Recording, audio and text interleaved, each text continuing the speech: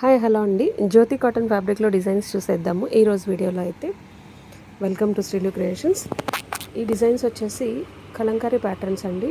మంచి pure Jyoti cotton, colour shade అవ్వదు, చాలా బాగుంటుంది అండ్ ఫేడ్ అవుట్ అవ్వవు, సూపర్గా ఉంటాయండి.